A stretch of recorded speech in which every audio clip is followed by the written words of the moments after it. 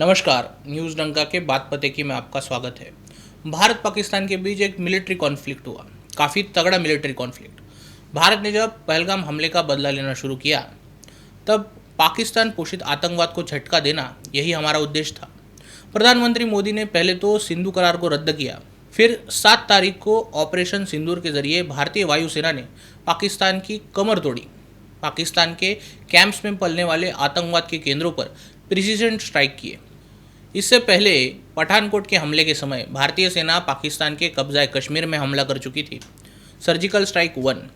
जब पुलवामा का हमला हुआ तब भारतीय वायुसेना एक कदम आगे बढ़कर पाकिस्तान के बालाकोट में एक प्रिसीजन स्ट्राइक कराई।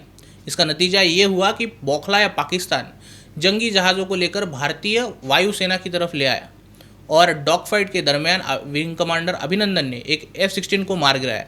लेकिन इस बार भारत का मनोबल 2 सर्जिकल स्ट्राइक के कारण काफ़ी आगे बढ़ चुका था अपने चरम पर। वायुसेना ने इस बार पाकिस्तान के अंदर तक 5 पाकिस्तान में हमले किए और 4 POK में हमले किए। पाकिस्तान की पहले से ही 2 सर्जिकल स्ट्राइक के बाद किरकिरी हो रखी थी और ऑपरेशन सिंदूर के बाद ये भेद पूरी दुनिया के सामने खुल गया कि ये देश केवल गीदड़ भभकिया देने लायक है।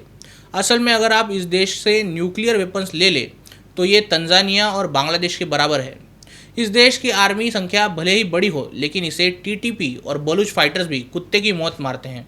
जब भारत ने पाकिस्तान पर प्रिसीजन स्ट्राइक किए तो इस बात का खास ख्याल रखा गया कि किसी भी सिविलियन को चोट न पहुंचे, किसी भी पाकिस्तानी आर्मी इंफ्रास्ट्रक्चर का कोई नुकसान न हो, जिससे कि पाकिस्तान को युद्ध छेड़ने का मौका मिल जाए। लेकिन दुनिया ने इसमें यह पाया कि आतंकवाद का मूल स्रोत पाकिस्तान आर्मी ही है, क्योंकि आतंकवादियों के मरने के बाद यह आर्मी आतंकियों के लिए आंसू बहाते दिखी, उनके लिए फातिया पड़ रही थी। आतंकियों की लाशों पर पाकिस्तानी झंडे रखे गए थे। सवाल उठता है कि जो पाकिस्तान आर्मी 1999 के कारगिल युद्ध में अपने सैनिकों की लाशें तक लेने से कतरा रही थी, उन लाशों को अपने सिपाहियों की लाशें मानने से इनकार कर रही थी, वो पाकिस्तानी आर्मी आज आतंकवादियों के शवों पर पाकिस्तानी झंडे लगाती है। कारण यही है कि इस हमले में जैश ए मोहम्मद के सरगना मसूद अजहर के परिवार के 10 लोग और उसके 4 साथी मारे गए। कुल मिलाकर 134 बड़े से बड़े आतंकवादी मारे गए। साथ ही इस हमले में 5 मोस्ट वांटेड आतंकवादी भी मारे गए। मुदस्सर खादियान खास ये मरकज तैयबा और मुरीदे का प्रभारी था। पाकिस्तान सेना ने उसे गार्ड ऑफ ऑनर दिया। उसका दर्जा आप सोचिए। उसके अंतिम संस्कार में पाकिस्तानी सेना प्रमुख और पंजाब की मुख्यमंत्री मरियम नवाज शरीक हुई थी। उन्होंने उसे श्रद्धांजलि दी। जब मुदस्सर के लिए फातिया पढ़ा जा रहा था तब उसका नेतृत्व global terrorist organisation Jamaat ud दावा का हाफिज रऊफ कर रहा था। मरकज सुभान अल्लाह का प्रभारी हाफिज मोहम्मद जमील भी ऑपरेशन सिंदूर में मारा गया। IC-814 का जो प्लेन हाईजैक किया था वो मोहम्मद यूसुफ अजहर भी इसी हमले में ढेर किया गया। जम्मू कश्मीर के आतंकवाद का किंग पिन अबू अक्शा भी इसी हमले में ठोका गया। ऐसे बड़े बड़े गुर्गों की मौत के बाद बौखलाया पाकिस्तान भारत पर अंधाधुंध फायरिंग करने लगा। आर्टिलरी शेलिंग के जरिए आम भारतीयों पर हमले किए। भारत के एयर बेसेस और आर्मी बेसेस पर मिसाइल और ड्रोन हमले किए। इन हमलों में कुछ सैनिकों और सिविलियंस की जानें गई, लेकिन सेना दलों को इससे कोई बड़ा सेटबैक नहीं लगा। दरमियान लगातार शेलिंग और मिसाइल हमलों के जवाब में भारतीयों ने कामिकाज़े ड्रोन्स का इस्तेमाल किया, जिससे चीनी बनावटी की HQ-9 मिसाइल डिफेंस सिस्टम को उसके रडार को उड़ाया गया।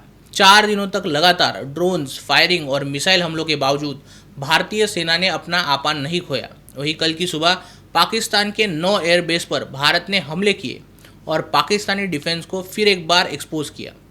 फिलहाल भारत पाकिस्तान परमाणु डिटरेंस के चलते युद्ध विराम घोषित कर चुका है, लेकिन भारत ने उससे ज़्यादा पाया है जितने की हमारी अपेक्षा थी। ये सब शुरू किया था पहलगाम के 26 हिंदू पुरुषों के नरसंहार के जवाब में।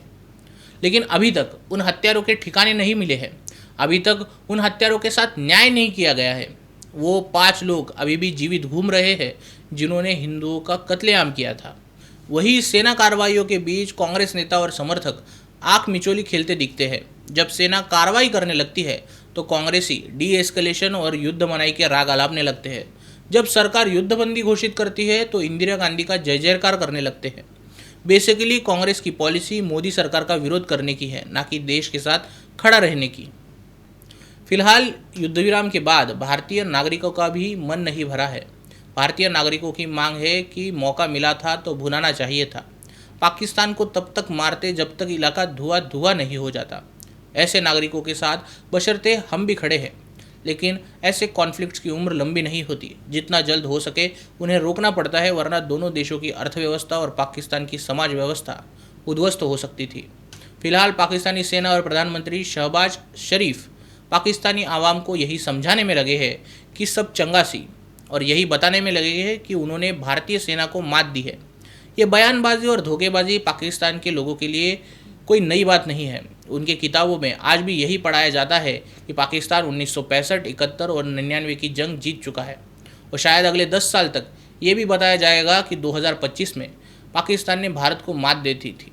खैर, आपको क्या लगता है, भारत का युद्ध विराम मान्य करना फ़ायदे का सौदा है या फिर घाटे का?